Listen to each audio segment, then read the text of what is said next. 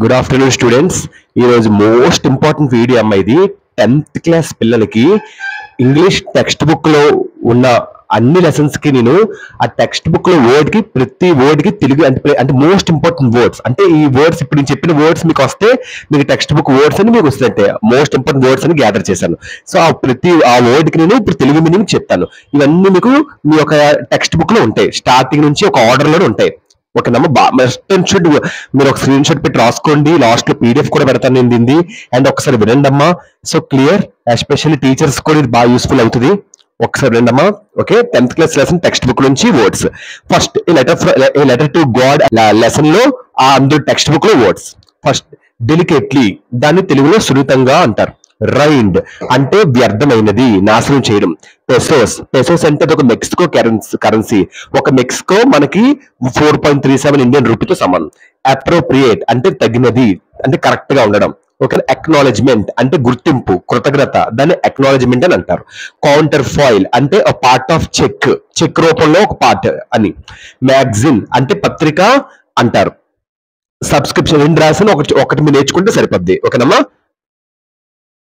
Subscription అంటే చందా అంటారు.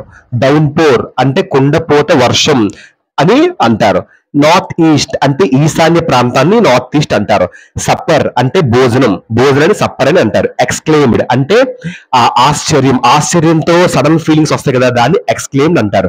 నెక్స్ట్ సెంట్ అంటే 100% అంటారు కదా, డాలర్లో 100వ వంతు డబ్బు అని అర్థం. రైప్ అంటే పండినది, పంటకు వచ్చిన అని. కార్న్ ఫీల్డ్, దాని a field in which corn grow అంటే మొక్కజొన్న ఎదిగేది, మొక్కజొన్న పండించేది. సాలిటరీ అంటే ఒంటరి అని అర్థం, ఒకటే ఉన్నని. కాన్సైన్స్ అంటే మనస్సాక్షి, అంతరాత్మ అంటారు. డే బ్రేక్ అంటే పగటి పూట. హెయిల్ స్టామ్ అంటే వడగాళ్ళు అని అంటారు హెయిల్ స్టామ్ ని. మెయిల్ బాక్స్, లెటర్ డ్రాప్ చేస్తారు కదమ్మా, అది మెయిల్ బాక్స్ అంటారు.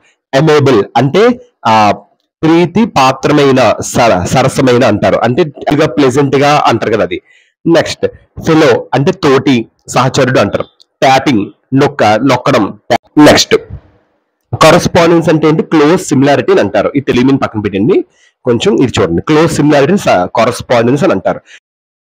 రీసొల్యూషన్ దాన్ని స్పష్టత అంటారు, అంటే తిరిగి మళ్ళీ ఇంకొకరు అనొచ్చు, తిరిగి మళ్ళీ సాల్వ్ చేయడం కూడా అనొచ్చు.